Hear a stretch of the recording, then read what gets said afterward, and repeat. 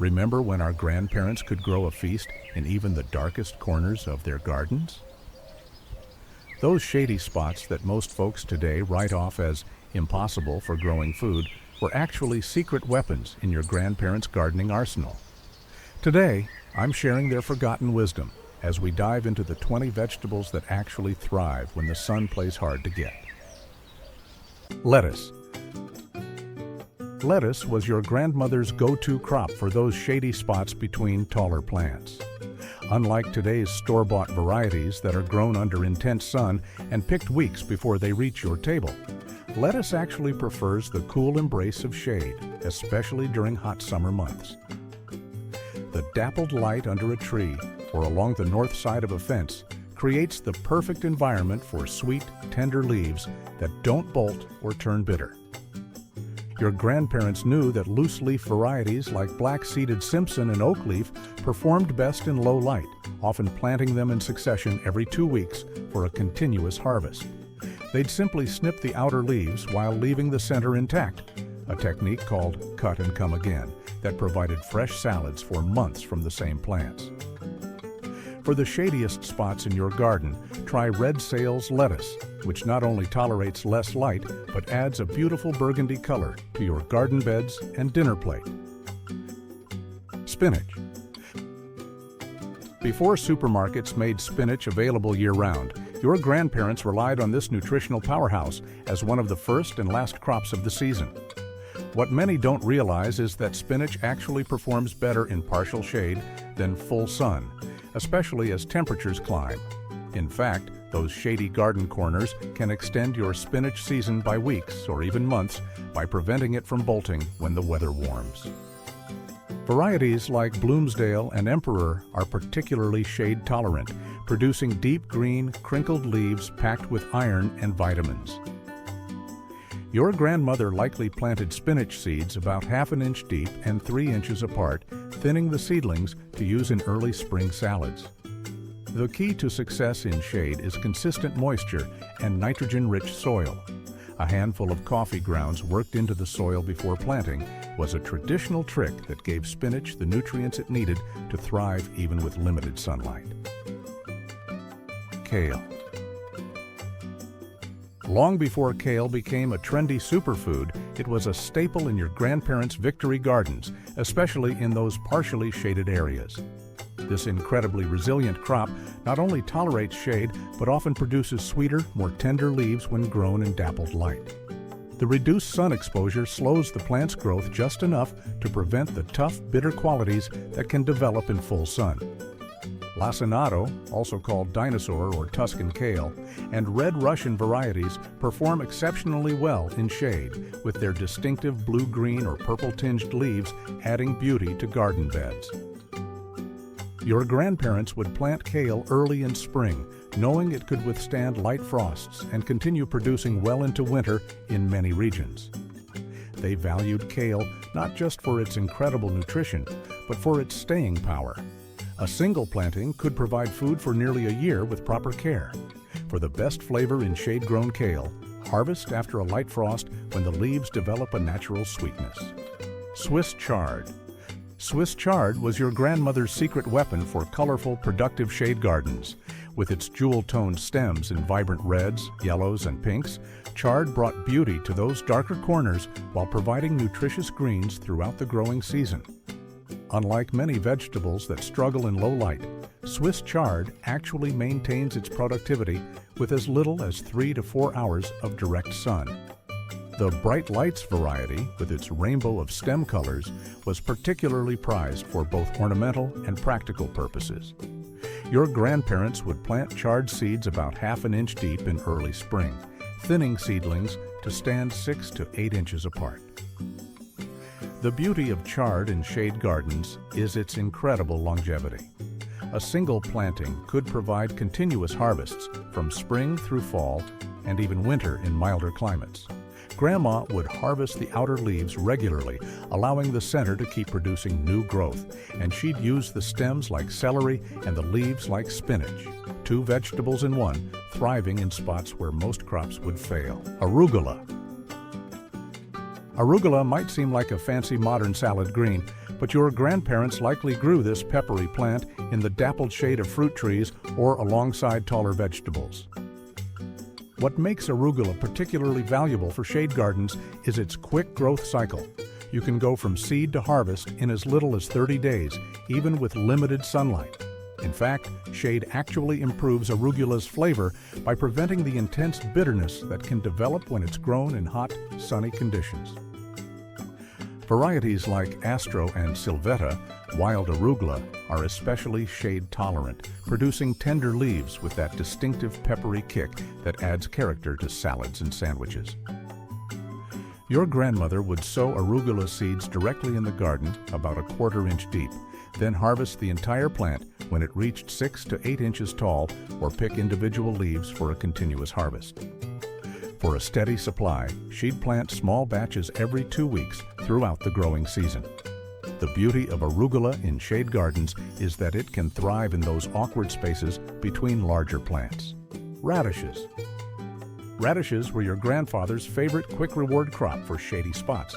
These spicy, crunchy roots can go from seed to harvest in as little as 21 days, even with just 3 to 4 hours of direct sunlight. In fact, radishes grown in partial shade often develop a milder, less woody texture than those grown in full sun, especially during hot weather when full sun can make them pithy and overly spicy. Cherry Belle and French breakfast varieties perform particularly well in low-light conditions, producing crisp, colorful roots that add zip to salads and sandwiches.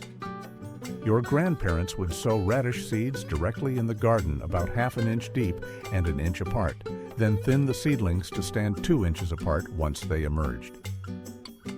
The key to success with shade-grown radishes is consistent moisture.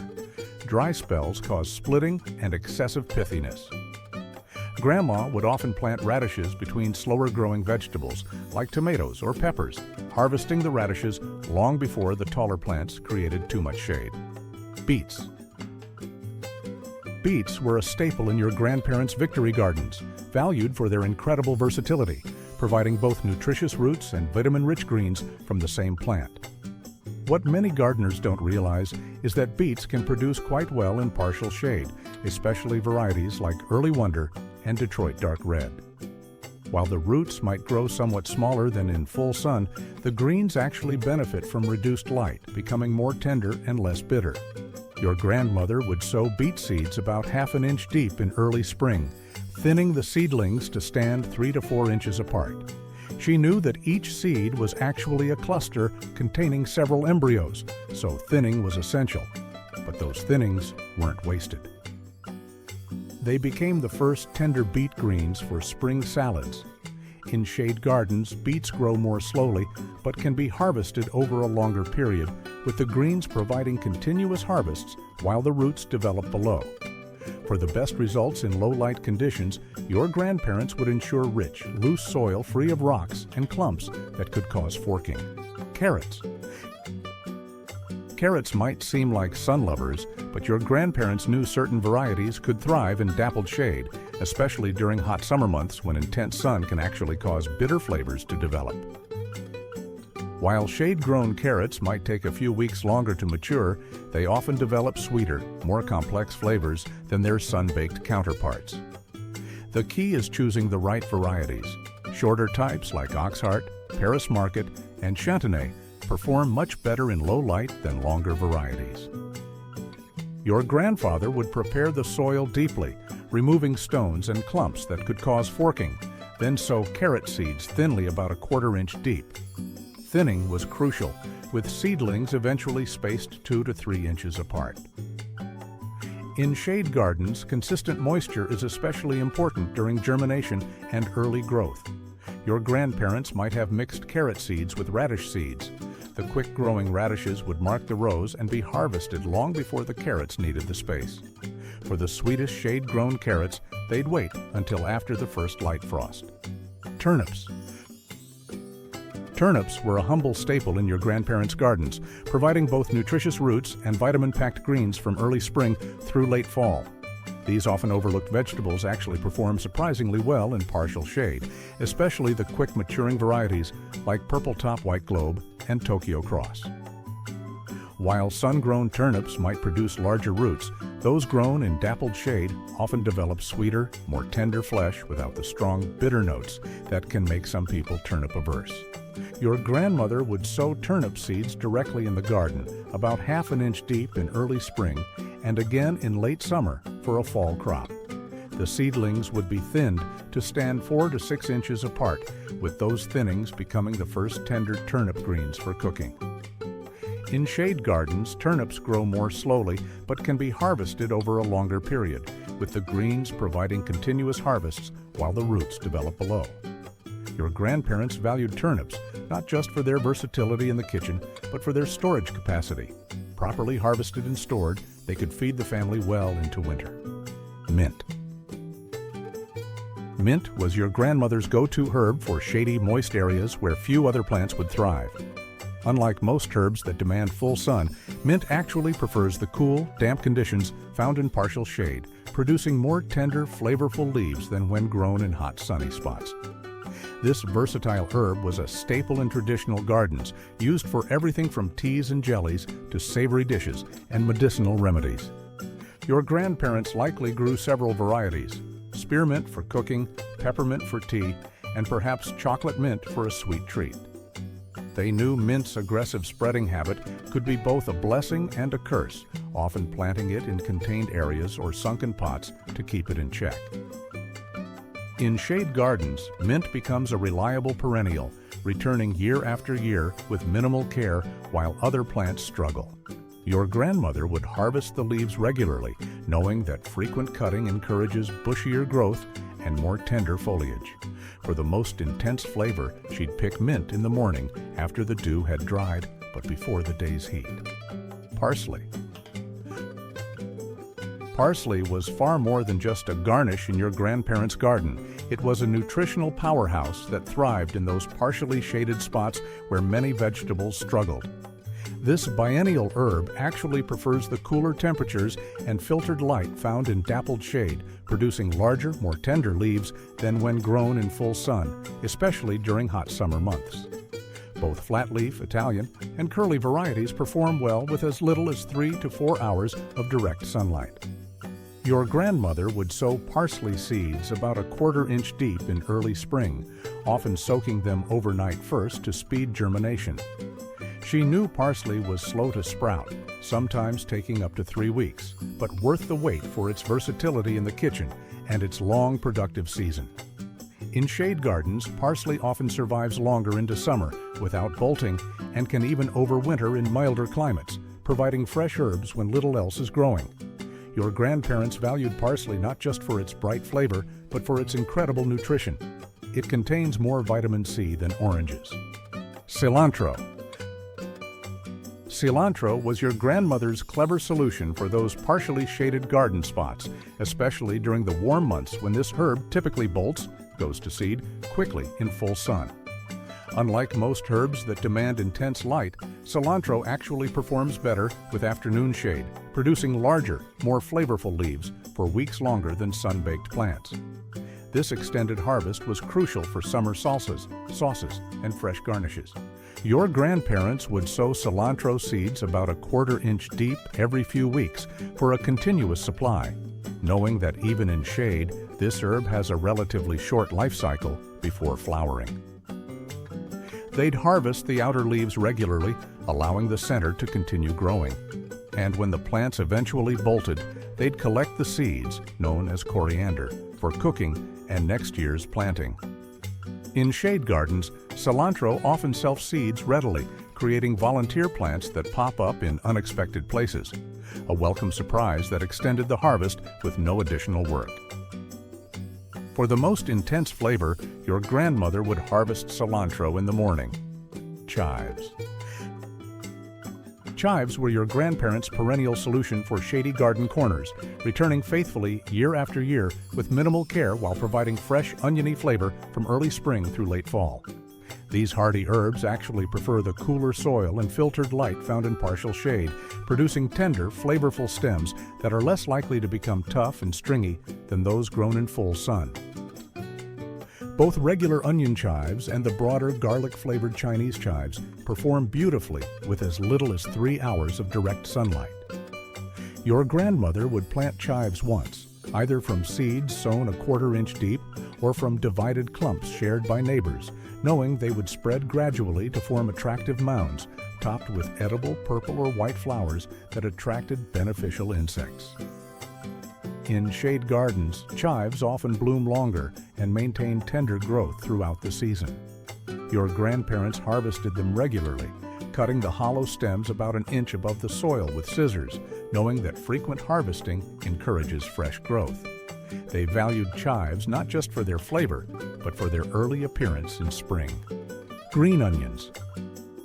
Green onions were your grandfather's year-round solution for shady garden spots, providing fresh, zippy flavor even when other vegetables struggled. Unlike bulbing onions that demand full sun to form properly, green onions actually benefit from partial shade, developing longer, more tender green tops and milder-flavored white bases than those grown in intense sunlight. This adaptability made them a staple in traditional gardens, tucked between taller plants or along north-facing beds. Your grandparents likely grew green onions, both from seeds and from kitchen scraps, simply replanting the white root ends after using the tops. They'd sow seeds about a 1/4 inch deep in early spring, harvesting the entire plant when pencil-sized or just snipping the green tops as needed while leaving the roots to regrow. In shade gardens, green onions grow more slowly, but can be harvested over a much longer period without becoming tough or overly pungent.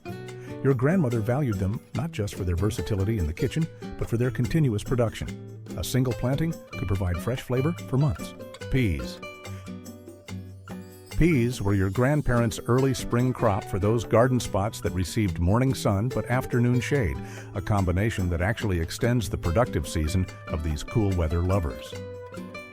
While peas do need some direct sunlight to produce well, varieties like Green Arrow and Oregon Sugar Pod 2 can thrive with just 3 to 4 hours of morning light, especially in warmer regions where afternoon shade protects them from heat that would otherwise shut down production.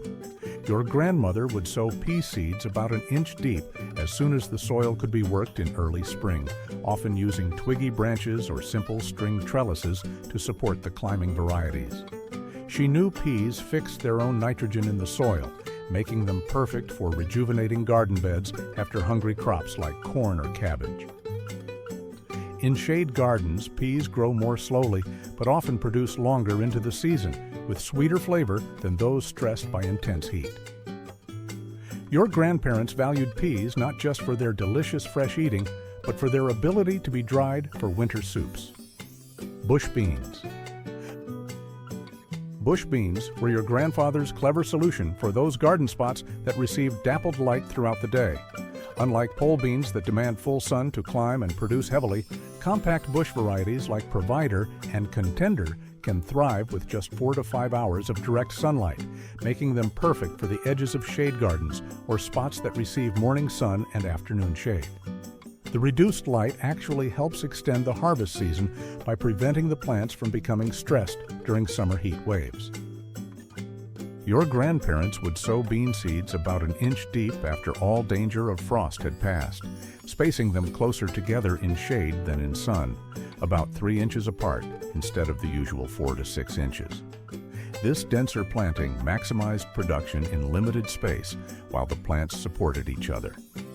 In shade gardens, bush beans grow more slowly but often produce over a longer period, with more tender pods than sun-stressed plants. Your grandmother harvested them frequently, knowing that regular picking encouraged continued flowering and pod development. Asian greens.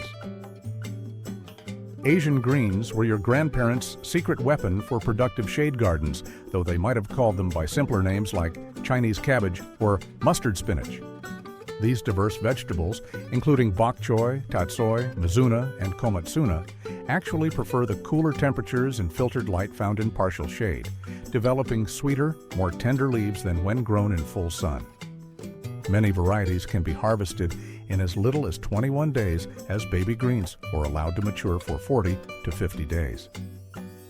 Your grandmother would sow seeds about a 1/4 inch deep thinning seedlings to stand 6 to 10 inches apart, depending on the variety.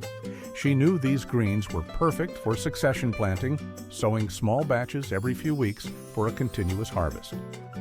In shade gardens, Asian greens often resist bolting longer than in sunny spots, extending their productive season significantly. Your grandparents valued these versatile vegetables not just for their quick growth, but for their incredible nutrition and distinctive flavors that added variety to meals. Rhubarb. Rhubarb was your grandparents' perennial solution for those shady corners where few other food crops would thrive. This old-fashioned favorite actually prefers partial shade in most regions, especially areas that receive morning sun but afternoon shade. The reduced light helps produce thicker, more tender stalks with better color and less stringiness than plants grown in full, hot sun. Once established, a rhubarb patch could feed the family for decades with minimal care. Your grandfather would plant rhubarb crowns, not seeds, about 2 to 3 inches deep in early spring, spacing them 3 to 4 feet apart to allow for their eventual size. He knew patience was key. No stalks would be harvested the first year, and only lightly the second, allowing the plants to establish deep roots. In shade gardens, rhubarb grows more slowly, but often produces longer into the season without becoming tough or developing seed stalks. Your grandmother valued rhubarb not just for its tart flavor in pies, sauces, and preserves, but for its reliability. Sorrel. Sorrel was your grandmother's perennial green for those partially shaded spots where lettuce would struggle in summer heat. This tangy, lemony herb vegetable hybrid actually prefers the cooler soil and filtered light found in dappled shade, producing more tender, flavorful leaves than when grown in full sun. Both French sorrel, smaller, more refined leaves, and garden sorrel, larger, more productive plants, perform beautifully with as little as 3 to 4 hours of direct sunlight. Your grandparents would plant sorrel once, either from seeds sown a 1/4 inch deep or from divided plants shared by neighbors, knowing it would return year after year with minimal care. In shade gardens, sorrel often remains productive throughout summer without developing the excessive tartness or tough texture that heat and intense sun can cause. Your grandmother harvested the young leaves regularly, knowing that frequent cutting encouraged fresh, tender growth. She valued sorrel not just for its distinctive lemony flavor in soups, salads, and sauces, but for its early appearance in spring. Potatoes. Potatoes might seem like sun lovers, but your grandparents knew certain varieties could produce respectable yields in dappled shade, especially in regions with hot summers, where afternoon shade actually protects the plants from heat stress. While shade-grown potatoes might produce somewhat smaller tubers, they often develop smoother skins and better flavor than those grown in intense sun. Early maturing varieties like Red Norland and Yukon Gold perform particularly well in low-light conditions. Your grandfather would plant seed potatoes about 4 to 6 inches deep in early spring, spacing them 12 inches apart in trenches. As the plants grew, he'd gradually mound soil around the stems, creating hills that encouraged more tubers to form along the buried portions. In shade gardens, potatoes grow more slowly, but often remain productive longer into summer without shutting down from heat stress. Your grandparents valued potatoes not just for their incredible versatility in the kitchen, but for their storage capacity. Properly cured and stored, potatoes could feed the family for months after harvest. Those shady spots in your garden aren't limitations, they're opportunities. Which shade-loving vegetable will you try first? Let me know in the comments below. Don't forget to subscribe, and see you in the next one.